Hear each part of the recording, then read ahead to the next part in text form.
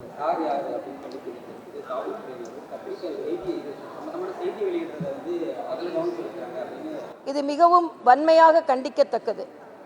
நீங்கள் அந்த செல்போனில் உள்ள சார் யாருன்னு கண்டுபிடிக்காம பத்திரிகை சகோதரர்களின் நம்பர் யாருன்னு கண்டுபிடிச்சிக்கிட்டு யாரோட நம்பர் நீங்கள் கண்டுபிடிக்கிறதுக்காக அவங்களோட செல்போன்களை பறிமுதல் செய்தது மிக மிக வன்மையாக கண்டிக்கத்தக்கது. அது மட்டும் இல்லை, அதோட இன்வெஸ்டிகேஷன் ஆஃபீஸரை என்னால் ராகவேந்திராவா அவர் பேர், என்னால் இதுக்கு மேலே இதை விசாரணை செய்ய முடியாது அப்படின்னு ஒரு காவல்துறை அதிகாரி, ஒரு புலனாய்வு அதிகாரி வெளியே வருகிறார் என்றால் எந்த அளவிற்கு ஆளும் அரசின் அழுத்தம் அங்கே இருக்கிறது என்பதை புரிந்து கொள்ள வேண்டும்.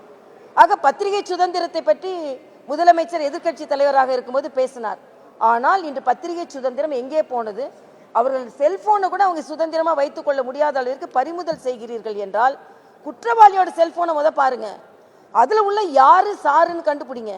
அதான் நான் சொன்னேன், இப்போ தமிழ்நாட்டில் யாரு கார், யாரோட காரு, யார் அந்த சாரு, இந்த டாஸ்மாக் யாரோட பாரு, இப்படி தான் கேள்வி கேட்கக்கூடிய நிலையில் இன்று தமிழகம் இருக்கிறது என்பது நமக்கு ரொம்ப கவலையாக இருக்கிறது என்பது தான். அண்ணாமலை அவர்கள் வந்து சொல்லியிருக்காரு, யார் அந்த சாருக்கான ஆடியோ இல்லாமல் ஆதாரம் இல்லை, அது சகோதரர் அண்ணாமலை சொன்னனால அவர்கிட்ட கேட்டிங்கன்னா பரவாயில்ல.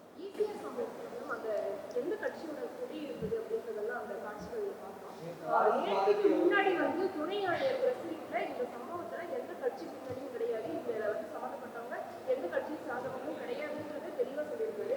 ஆனா நேற்று அதே துணை ஆணையர் வந்து பேசும்போது அதிமுக சம்பந்தப்பட்டிருக்காங்க அப்படின்ற விஷயத்த சொல்லியிருக்காரு. ஆர்எஸ் பாரதியும் ஒண்ணு அப்போ துணை ஆணையர் எதை ஒத்துக்கொள்கிறார் என்றால், தவறு செய்வதற்கு திராவிட முன்னேற்ற கழகத்தின் கொடியை பயன்படுத்தலாம் என்று ஒத்துக்கொள்கிறார்.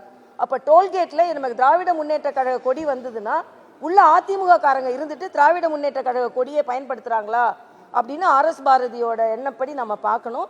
இன்னொன்று, அப்போ அதிமுக காரங்க இப்போ திராவிட முன்னேற்ற கழக கொடி என்ன தேசிய கொடியா எல்லாரும் பயன்படுத்தலான்றதுக்கு இது ஒரு மிக வன்மையாக கண்டிக்கத்தக்கது. திராவிட முன்னேற்ற கழக கொடி அந்த கார்ல இருந்தது, அந்த காரை கண்டுபிடிக்கிறதுக்கு 4-5 நாள் ஆக்கிட்டு இது பல ஓனர்கிட்ட மாறி மாறி போச்சு. அதனால எங்களால் கண்டுபிடிக்க முடியலன்னு சொன்னால் அப்போ தான் நாங்கள்லாம் கேட்டோம் யாருடையது கார்னு கேள்வி கேட்கறதுன்னு. அப்போ திராவிட முன்னேற்ற கழக கொடிக்கு நம்பகத்தன்மை இல்லை என்பதை ஆர்எஸ் பாரதியும் ஒப்புக்கொண்டிருக்கிறார், ஆணையரும் ஒப்புக்கொண்டிருக்கிறார். அப்போ இந்த கொடியை இன்வெஸ்டிகேட் பண்ண வேண்டியது யாரெல்லாம் திராவிட முன்னேற்ற கழக கொடி கட்டிய கார் இருக்கிறதோ அதில் குற்றவாளிகள் பயணிக்கிறார்களா, திராவிட முன்னேற்ற கழக கொடி பறக்கும் கார்களில், திராவிட முன்னேற்ற கழக கொடி பறக்கும் வீடுகளில் குற்றவாளிகள் இருக்கிறார்களா என்று விசாரிக்கப்பட வேண்டிய நிலையில் தமிழகம் இருக்கிறது என்பதை மிக வேதனையாக நான் தெரிவித்துக் கொள்கிறேன். அதற்கு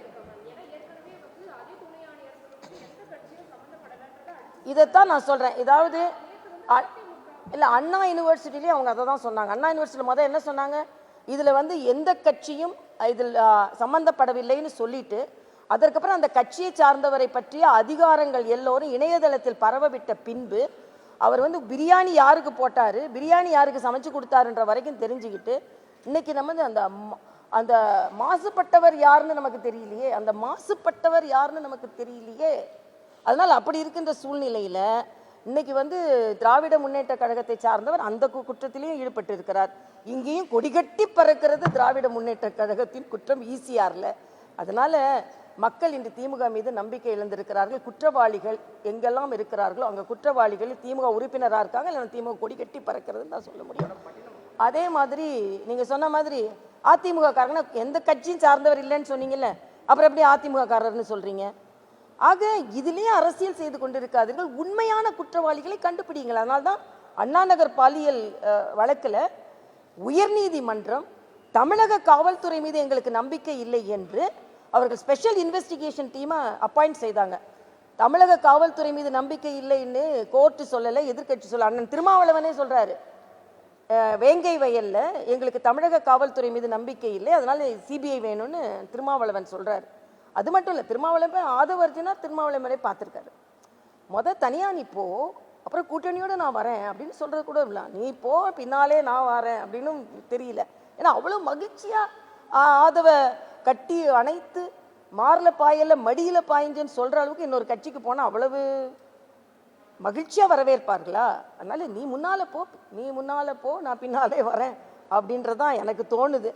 அதனால திராவிட முன்னேற்ற கழக கூட்டணி, குறிப்பாக அண்ணன் திருமாவளவன் அங்கே இருப்பாரா, இல்லைன்னா முதல்ல ஆதவை அனுப்பிவிட்டு ஆதவனிடமிருந்து வெளியேறுவாரா என்று எனக்கு தெரியவில்லை.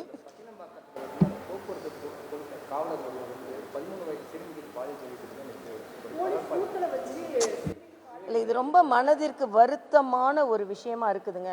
பல்கலைக்கழகங்களில் பாலியல் தொந்தரவு, பள்ளிகளில் பாலியல் தொந்தரவு, போலீஸ் பூத்தில் பாலியல் தொந்தரவு, ஈசிஆர் போன்ற ரோடுகளில் பாலியல் தொந்தரவு.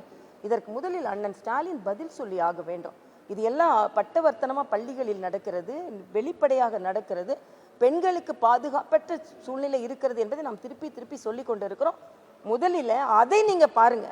சும்மா அரசியல் பேசிட்டு சும்மா விளம்பரம் செய்து கொண்டிருப்பதில் நீங்கள் கவனம் செலுத்தாதீர்கள் என்பது எனது கருத்து.